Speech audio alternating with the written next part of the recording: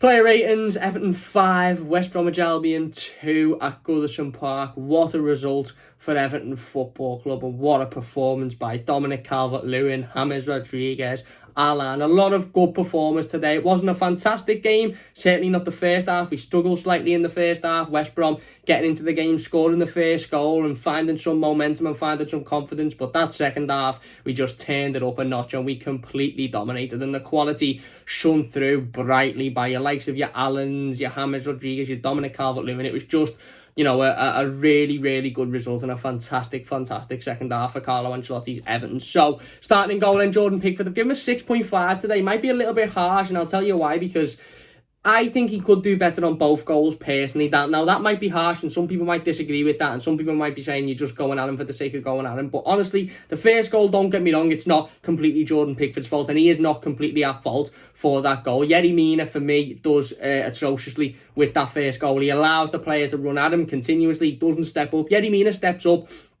there and he just completely wipes the ball away from Diangana, and there's no opportunity, there's no shot, there's no effort takes place if he just stands up and steps up, but he doesn't. He continues to back off and he shows Diangana the goal, and he allows Diangana to take a shot from 15-20 yards out, and as long as he gets that accurate, it's a fantastic chance for it to be a goal, and that's exactly what happens. But Jordan Pickford, for me, I just think could positionally wise, could have just moved over a little bit. I think his dive as well, he doesn't quite completely extend his arm, and I just on first looking on the replays, I just think if you're slightly positioned a little bit better and you fully extend your arm, I think you save that. It's not right in the corner of the goal, and it's not a shot that's it with fantastic amount of don't get me wrong, it's a brilliant finish by Diangana, it's a fantastic goal, but I just think Jordan Pickford could do a little bit better on it. And the second goal, a free kick, again, it's a fantastic free kick. It's difficult because both goals are fantastic finishes, both goals are fantastic strikes, but again, the free kick, he's just too central for me. If he's a little bit over to that left hand side of him, then I think he makes a save for that, or he at least gives himself a better opportunity of making a save. Again, he didn't have an awful game, he wasn't massively at fault,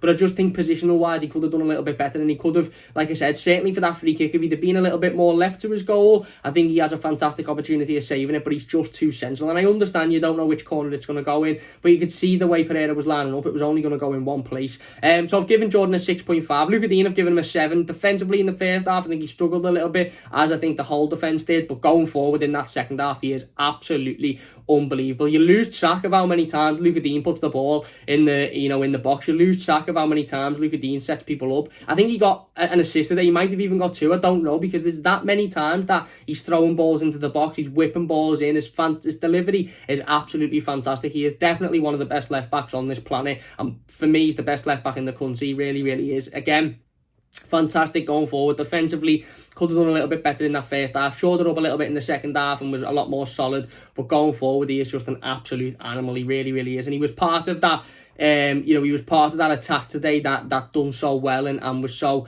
vital in getting those goals in the second half. Your James Rodriguez, your Richarlisons, your Dominic Calvert-Lewin's, Luca Dean, he was part of that sort of attack that was constantly putting pressure on West Brom and constantly throwing balls into the box. I've given him a 7. Yerry Mina, I've given him a 6. Thought Yerry struggled today. I did think Yerry struggled in the first half. He really struggled. Like I said, for me, he's the most at fault for that first goal. Backs off far too much. Should have put his foot in. Should have stepped up. Should not have allowed Diangana to have the shot. And again, he just sort of struggled passing wise as well.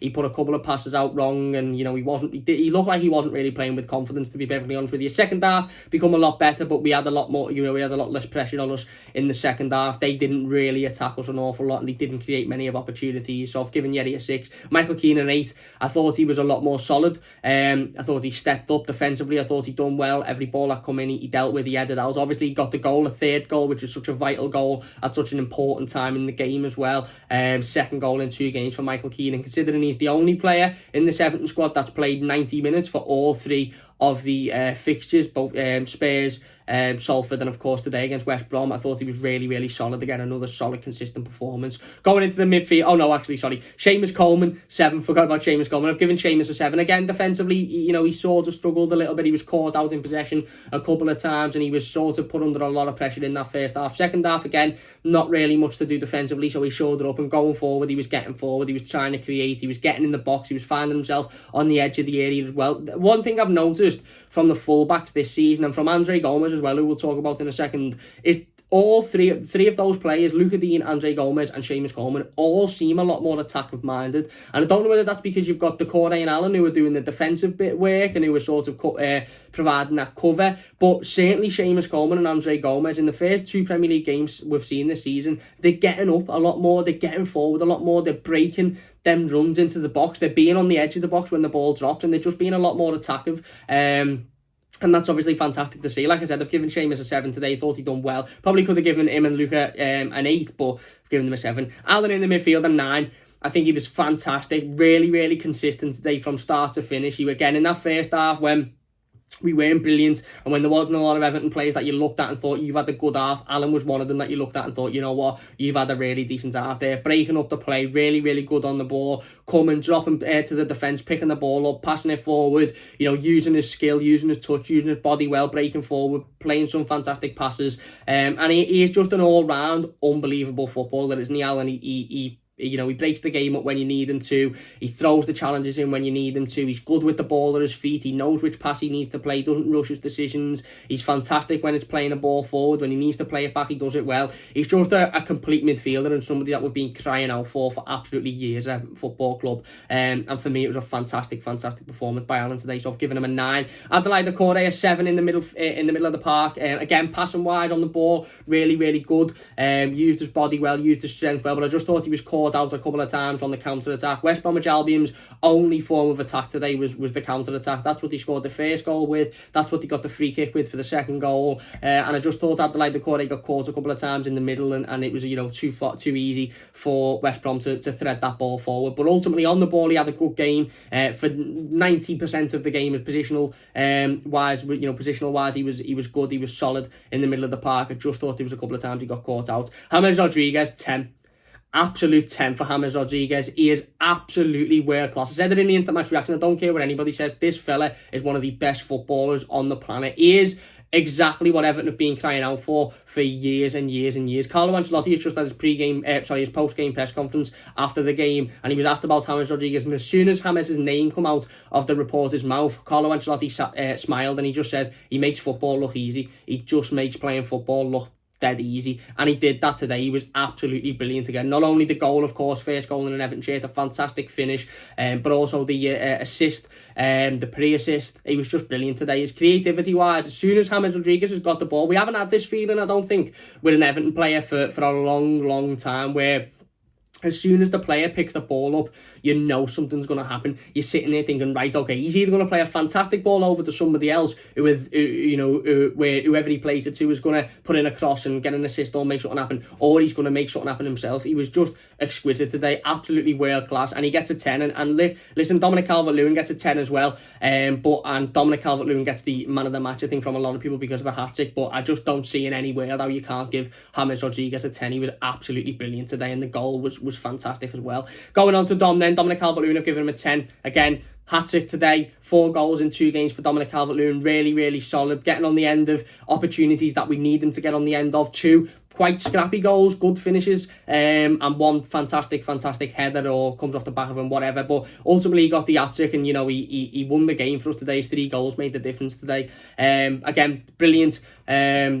Brilliant first goal, comes off the defender's head, flag goes up with, VAR decides it, but it's a great flick and he's in the right place at the right time. Second goal again, after the brilliant ball by James Rodriguez, good ball across by Richarlison, Dominic Calvert-Lewin in the right place at the right time. And the third goal from the corner, whether it comes off his head, his shoulder, his back, I'm not asked. It's a fantastic leap, and again, he guides that right into the the roof of the net, and he deserved that hat-trick today. He absolutely deserved that hat-trick. He's getting better and better every single year, and I still can't quite believe that I'm still reading some Evertonians on social media saying he's not good enough. The kid scored 4 goals in 2 games. He scored an hat-trick today. He made it look easy. He was in the right place at the right time. He scored a world-class goal on Sunday against Spurs. He's fantastic. He's getting better and better, and he's only going to improve with the quality that has come into this team and the creativity that has come into this team. He was absolutely brilliant once again. A 10 for Dominic Calvert-Lewin. Richarlison, have given him an 8. Again, I feel for Richarlison a little bit today because I thought he looked desperate to get his goal, and obviously, he scored, had the ball in the back of the net, but it ended up being offside. he had another couple of opportunities where he got in the right position, but he either played the ball to Dominic Calvert-Lewin or he looked for somebody in a better position, which again you can't fault him for. He's playing a team sport. He's wanting to win the game for Everton, but again it's only a matter of time before Richarlison gets on the score sheet, and it's only a matter of time before Richarlison's goals start flying in consistently left, right and centre. Another player who is going to benefit absolutely massive amounts by the creativity of James Rodriguez, by the consistency of Alan and Decore, by the fantastic balls in by Luca Dean. It's only a matter of time before Richarlison really starts to get the ground running at Everton, and I think he is massively enjoying playing with the players around him and the quality that we've brought in. So Richarlison have given him an 8. Andre Gomez a 7 today in that midfield. Again on the ball he looked good, similar to Abdoulaye Decore. I think he got caught a couple of times in possession. I think defensively he should have been a little bit more assertive, but on the ball he done well. He played some fantastic fancy flicks. He looks confident, he looks really assured, and he looks happy playing in the middle of that park, and I thought he had a decent game today. Going onto the bench then, Moise Kean a 6. Come on, done a little bit of running round, got himself into a decent position a couple of times, fired the shot over the bar from a fantastic flick by Gylfi Sigurdsson, Sada Rabona at one point as well. Listen, he done okay. He didn't have an awful lot to do, and he didn't do a massive amount, but he done okay with what he needed to do. Obviously after what was quite as I don't want to say a poor, but a performance where he struggled on Wednesday against Salford City. He's obviously scored a penalty. He come in and he done okay today. I don't think there's much criticism from Moise Kean. Gylfi Sigurdsson, I've given him a 7. In fact, I'm going to change this. I'm going to give Gylfi Sigurdsson an 8 because I thought he played really well when he come on, and you've got to give credit where credit's due, and Gylfi Sigurdsson done really well. I don't know why I'm pointing the pencil there, just a bit of emotion there you go. But you've got to give Gylfi Sigurdsson credit where it's due because he stepped in today and he done what he needed to do. He played the last 15-20 minutes of the game. Defensively he was picking the ball up. He broke the play up a couple of times. I think he nicked the ball off West Brom players as well. Going forward, played a couple of nice fancy flicks. Obviously that brilliant ball into Richarlison, which ended up being offside, but was a fantastic ball into Richarlison. And again, Gylfi Sigurdsson looks to be a player that's playing with an awful lot of confidence in this Everton team, a player that is looking like he really is enjoying it at the moment. He's playing with confidence. He's got when he's coming off the bench, he's making an impact. Is he good enough to start? Is he as creative as James? No. Is he as solid defensively as Alan or Decore? No. But coming off the bench in the last 20 minutes, he's got that quality that can take you through a game and that can ultimately just see the game out. And I thought he played well today when he come on. And Alex Iwobi a 7 again, similar to Moise Kean really. I've changed Gylfi's to an 8, but Alex Iwobi a 7. Again, he come on, he got through a couple of times. He had couple of opportunities where he made a good run, but he just wasn't quick enough to get on the end of the ball. And he was solid. Overall, he was solid. And of course, Carlo Ancelotti. Carlo gets a 10 today again.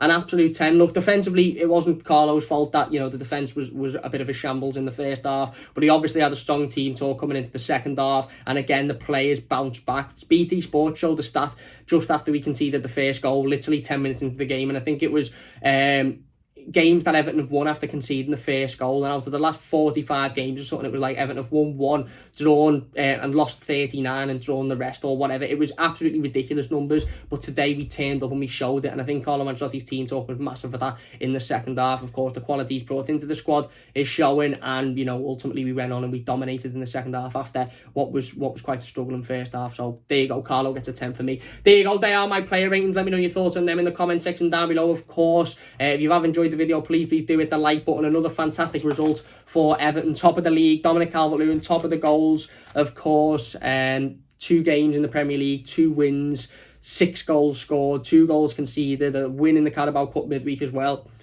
Very, almost a perfect start. If they kept the clean sheet today, it'd have been a perfect start, but very close to a perfect start for Everton and a fantastic result today. Big thanks for watching. Please do hit that like button if you have enjoyed. Don't forget to subscribe if you're new as well. We'll be back with the live game review within the next couple of days, discussing this game in greater detail. Don't forget to check out the instant match reaction as well. Big thanks for watching, and we'll see you soon on the Mighty Blues.